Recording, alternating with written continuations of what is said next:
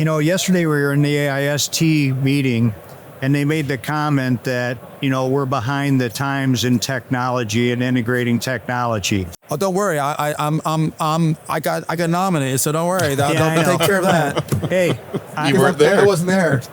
yeah, I voted for you. But the comment was made that end users are behind. It isn't the people like us that are pushing the technology. Well, I was wondering if we should make a comment about that in essence, the steel industry has predominantly been a little bit behind the technology curve, and really we should be leading the curve. Yeah, because this is one of the most expensive downtime-related industries. Yeah. I agree. And they should be going, why are we 5 years behind when we should be 3 years ahead of everyone else? So it really comes down to the end users, the mills and stuff, recognizing that this is valuable. So I don't know how to put that into words, but... You just did. So the end users over the years have been reluctant to change. He didn't record it, so we're screwed. I'm still Because I recording. can't repeat anything I ever say because it's I caught it. unscripted. Yeah, we're good. I'm still recording. I don't know. Is that something that's worth talking about? Okay. And I don't think we just pick on the steel industry. We got others that are in the same boat. Automotive, everybody could learn from automotive because their overhead cranes now have all the features you could ever imagine on them. Yeah. Tier 1, Tier 2 suppliers. But I think that's a whole nother segment. Sorry, we get a little bit excited about this stuff. So That's perfect. It's funny because like on this the one crane we did, the dual elevation crane, I was there for commissioning. I saw the cranes cross, and then I saw them stop. I'm like, wow, and I was like, it's like watching paint dry, I'm like, oh look, the hook's down and stop, cool. Yeah. You're like, you did what I was supposed to. It's supposed to. worked Isn't that cool? perfectly. Yeah, I know. I don't know. It sounds kind of stupid, right? you're not really shocked that it worked properly, though, but you're like, oh, thank goodness. Yes. Well, you're excited Relieved. because that's what your goal was. And it's the same thing when we install cranes or build them and install them and see them work. You're like, that's so cool. Mm-hmm. And to your point, Kenny, you go, God, it's actually working. Now, you knew it should because you did all of the legwork up front. But when you actually see it, there's a huge sense of accomplishment. There it is. And you go, damn it, I helped with that. That was so cool. I agree. For your own safety, you are reminded to stand behind the yellow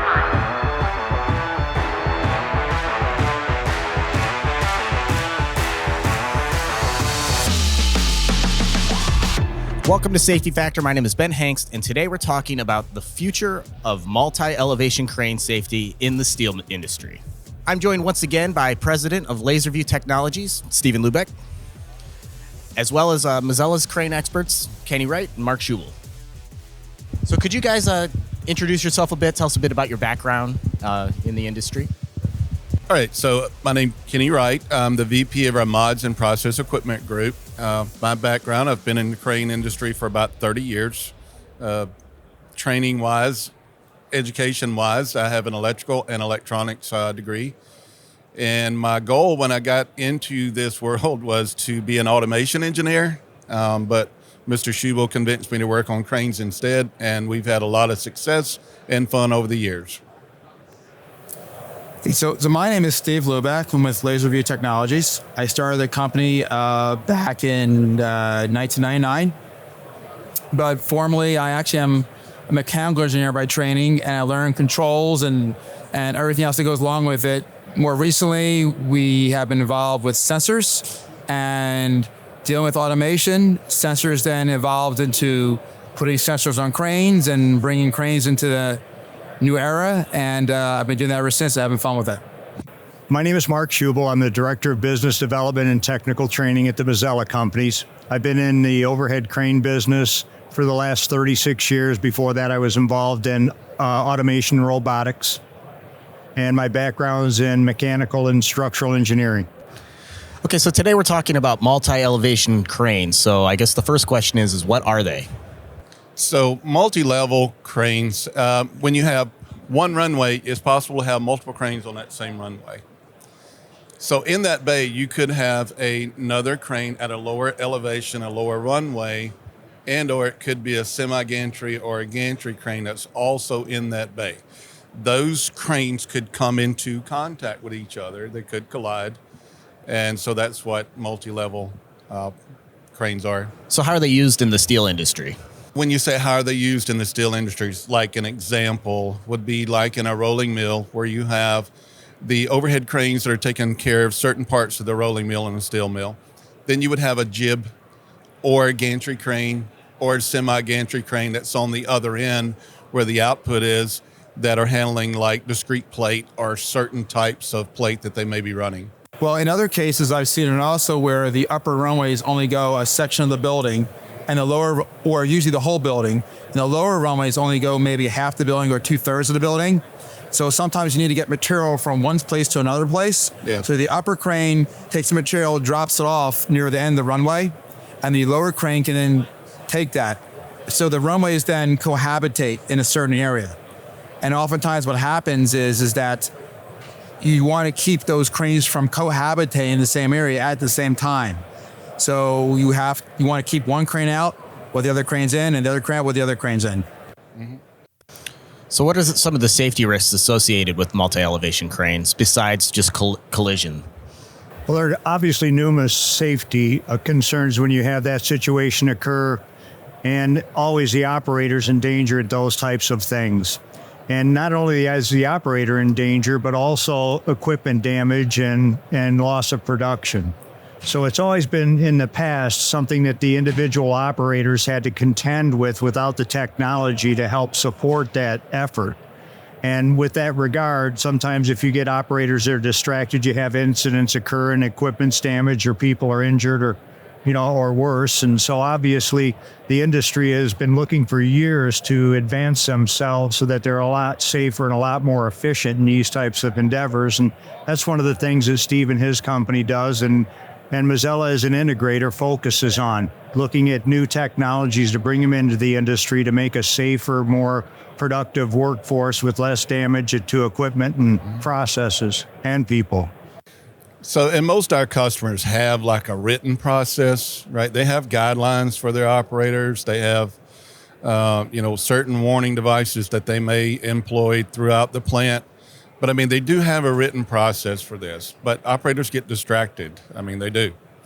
Things happen. Cranes break down and, they don't no longer have their safety features involved. So just wanted to add that, though, that most of our customers do have a written process. But the thing is a lot in the dual elevation cranes I've seen, they tend to be higher elevations. So instead of being a 30-foot tall crane, they're 100-foot tall cranes because of the nature of the buildings they're in. Yeah. And when you have two cranes, one 100-foot, maybe the other 75-foot or 80-foot, and you're looking at an angle from the ground, you may get fooled by their prospectus. So basically, you think you're clearing, but you may not clear. And a lot of these cranes also have a main hoist and an aux hoist.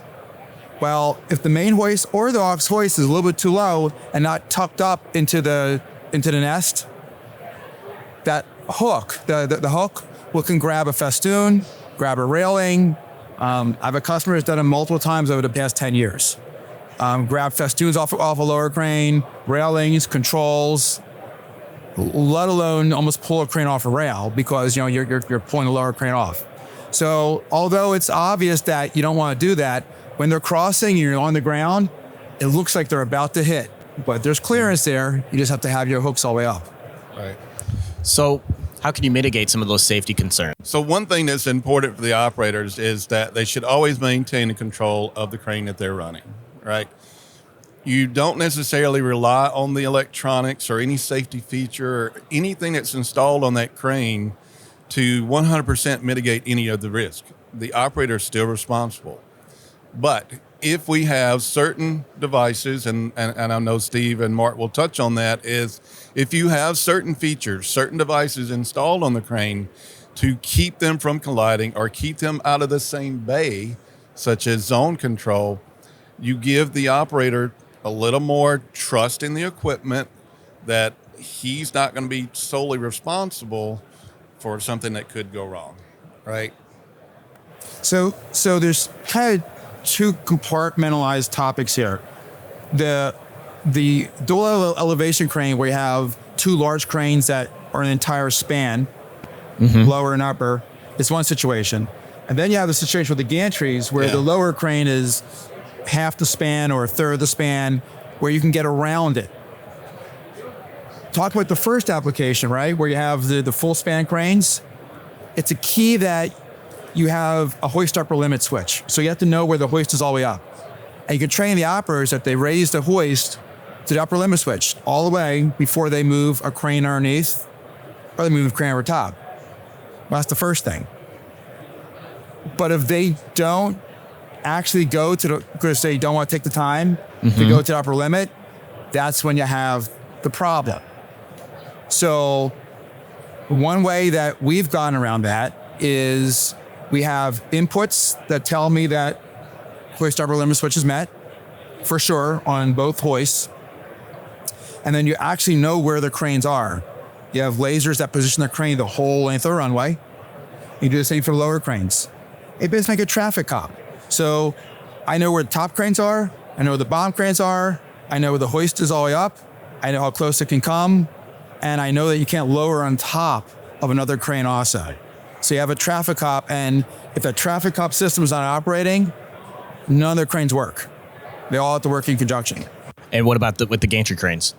So the gantry cranes are kind of the same, but a little different beast. They get a little more complicated.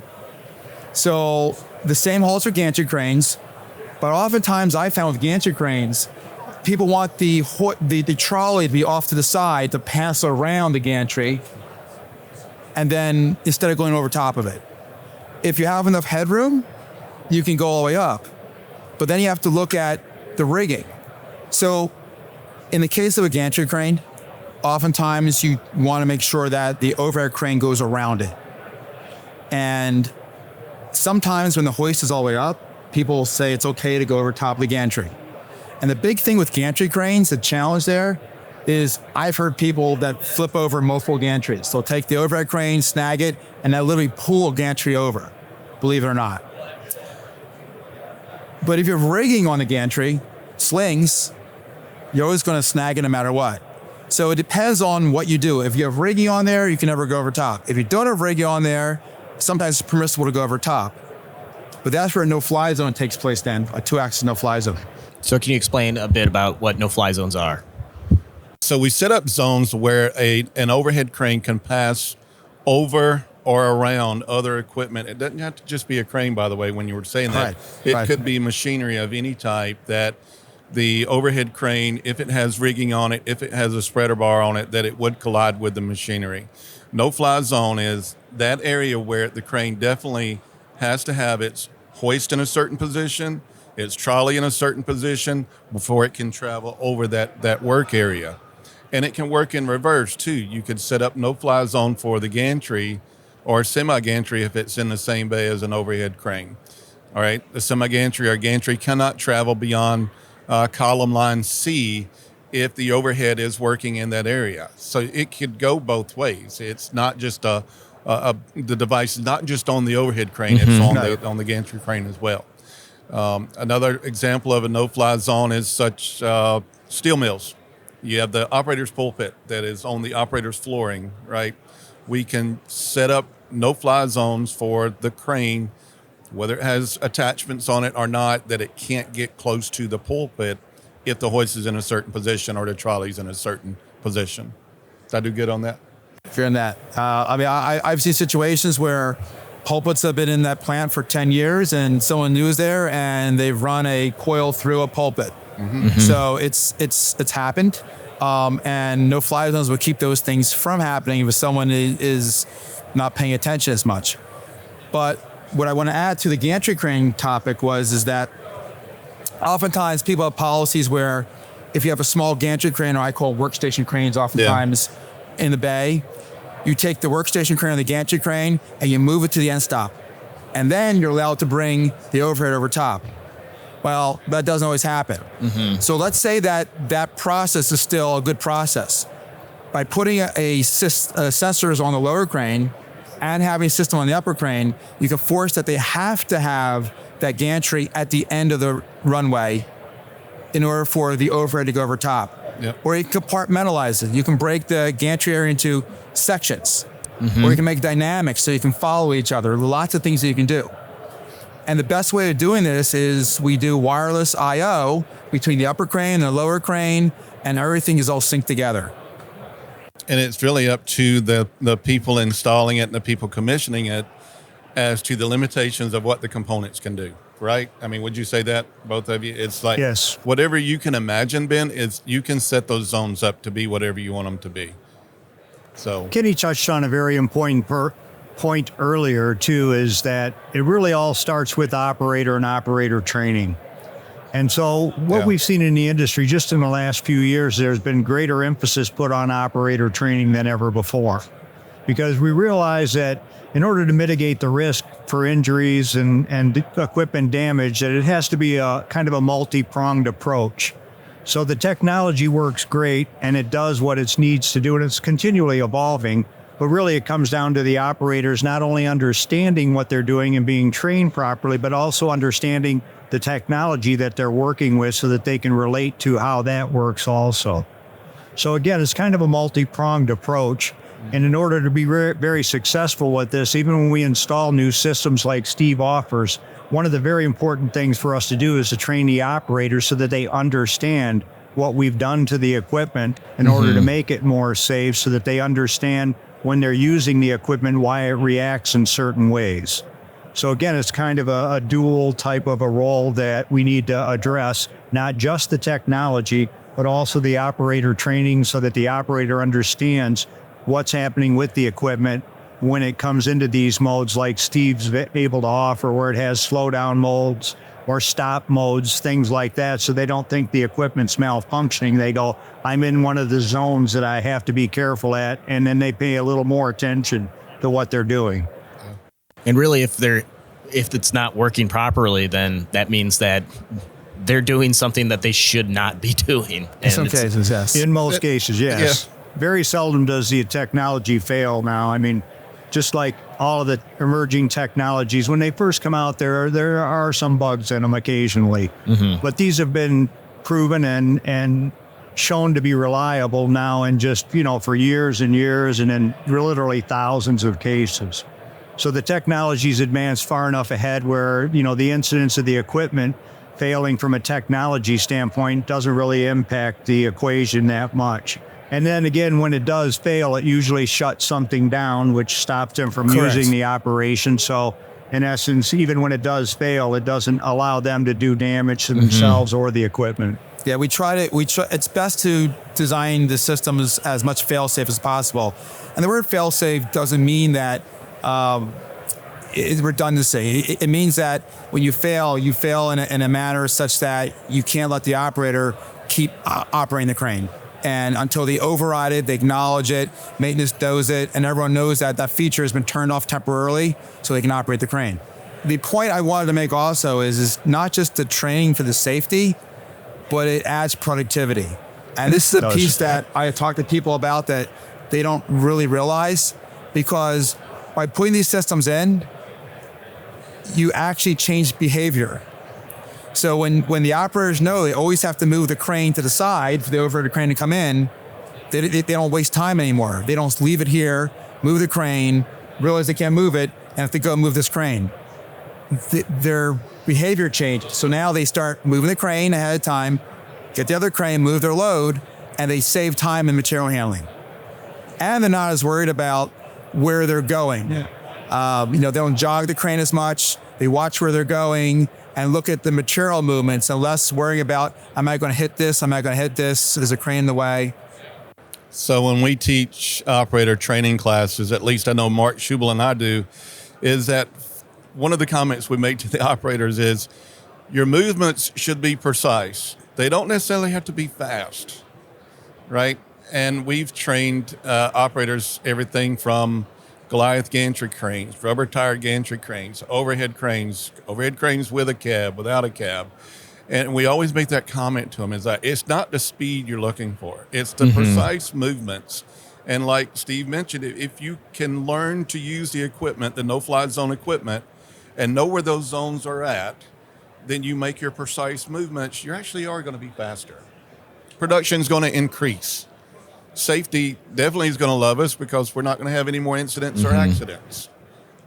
We often put lights. We can also do other things like light indicators, buzzers, lights on certain zones so that you know you're there or you're not there. So the things we can do to help the operator know it's not a broken crane. It's that he's actually done something to switch a light, switch a mode. But sometimes people don't want the crane to stop. When you go over the top of the gantry, they just want it to slow down. Mm-hmm. So sometimes you want to make a slow aisle. You'll make a slow area. Yeah. Or they just want to give a warning. They don't want to stop the crane, but they want to do a warning. And all that's very possible. It's the same action that does it, really. And there's no right or wrong to that. I mean, that's what the end user wants, and that's what the operators are asking for. And yeah, we can deliver that. Our preference is to slow down or stop the crane. I can tell you that. Mm-hmm. But, we will work with audible and visual alarms. Yeah, of course. Of course. So how do you balance? So you said that, you can do anything you want to the crane. Like you can put a ton of stuff on there.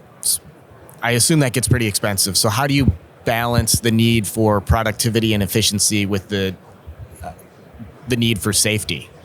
So on every instance of people asking for help for a situation that they have, we evaluate it and we determine what components that need to be installed.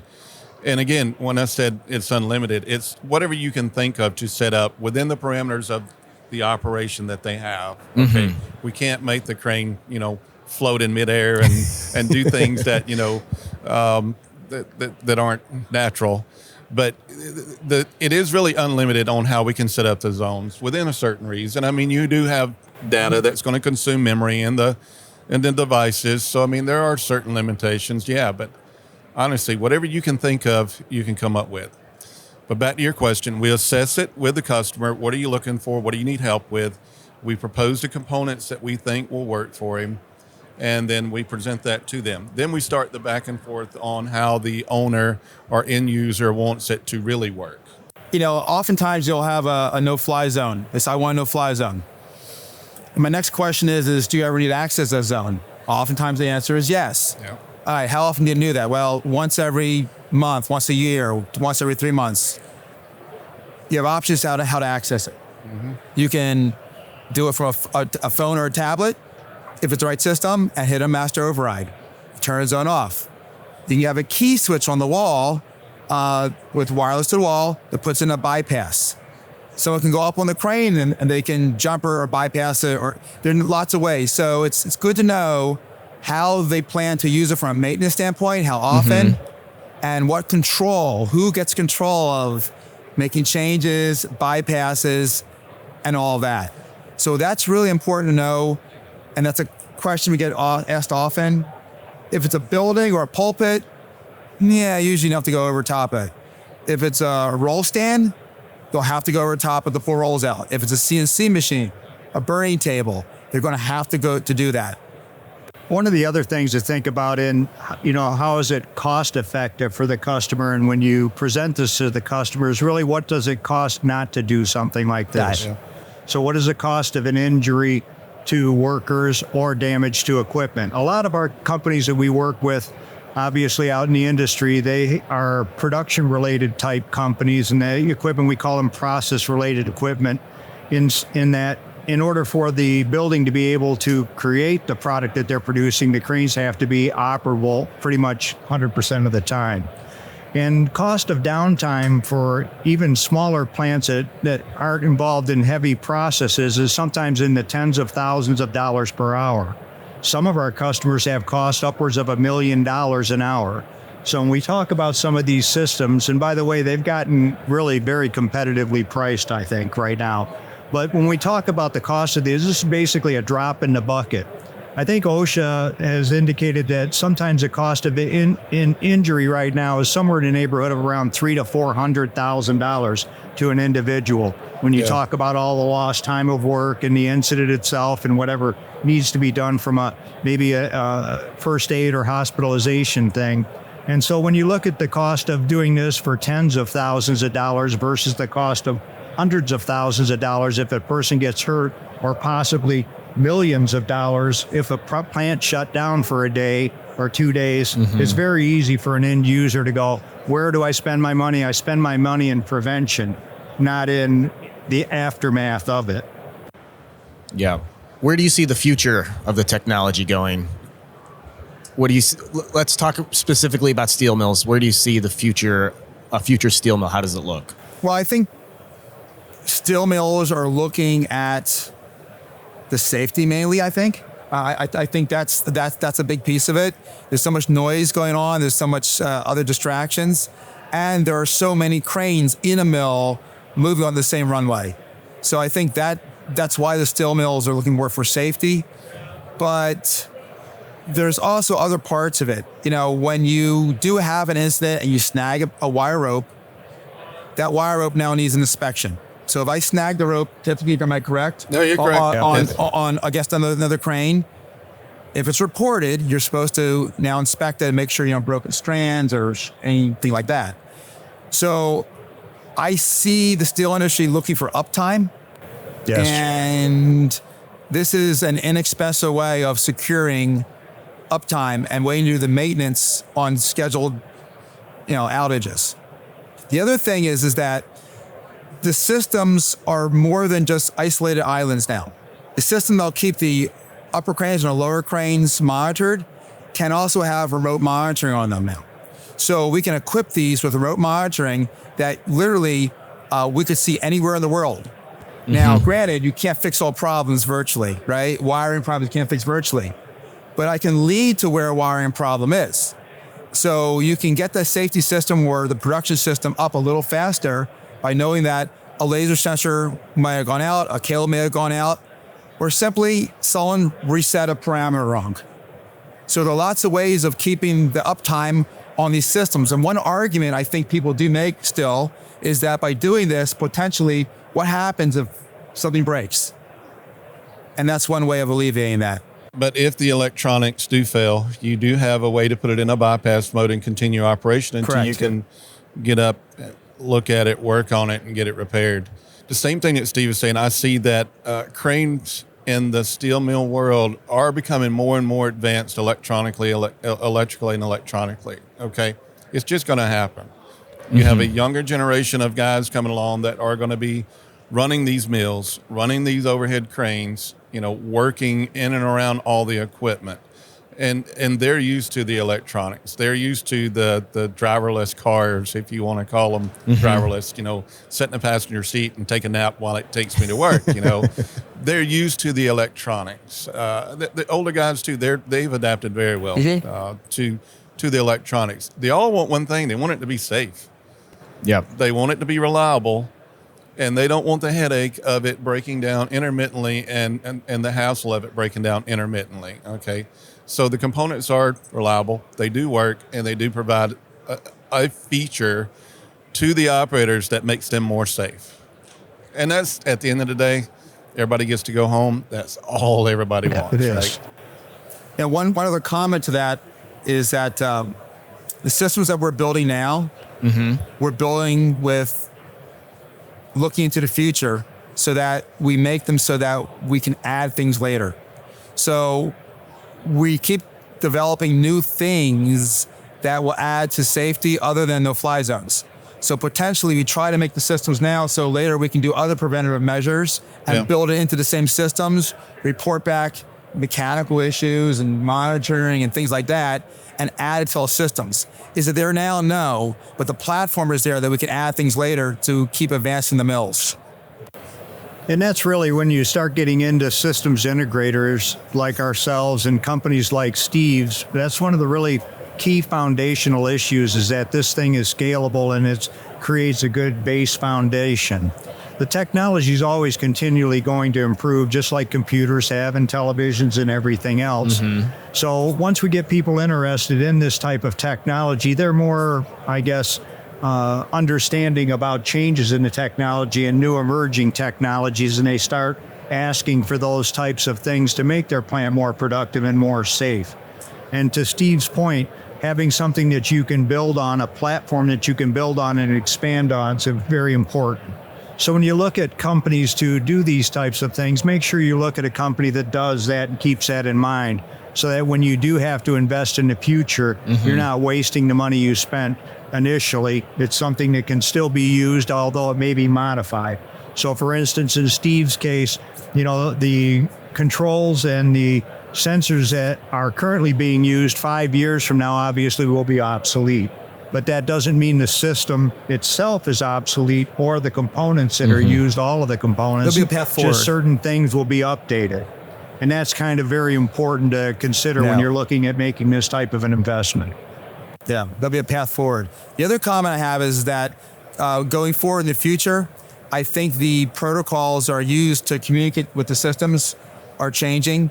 The standard now on most cranes, new or retrofitted, is you have dry contacts to the enable inputs or disables on VFD or between the radio and the VFD.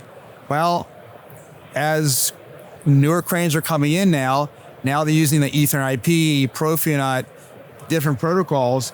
And by doing that, you actually improve reliability because you're not dealing with clicky contactors all over. Now you're dealing with digital. And you can rely on a contactor as a secondary cutout and use digital as a primary.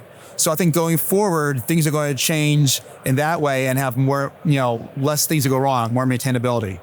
Yeah, so the motor control electronics that are now on board is what he's getting at is so much more advanced than it has been in the last even 15 years.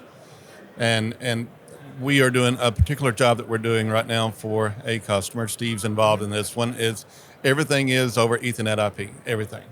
And the control room is actually 300 feet away from where the crane is at. And then the controls for the crane are 300 foot the other way. And everything's over Ethernet IP. And makes our festoon packages smaller. In our opinion, it makes it safer. You can build in fail-safes within the coding. And then the customer is happy too because he don't have to go up on the crane if the controls are having an issue because it's either in the pulpit or it's in the MCC. He doesn't have to go up there anymore. Yeah. And the install time is less because less wires to pull. Yes. Which everybody loves. Which means less connections to go, less connections to loosen, less cables to break. More uptime, more reliability.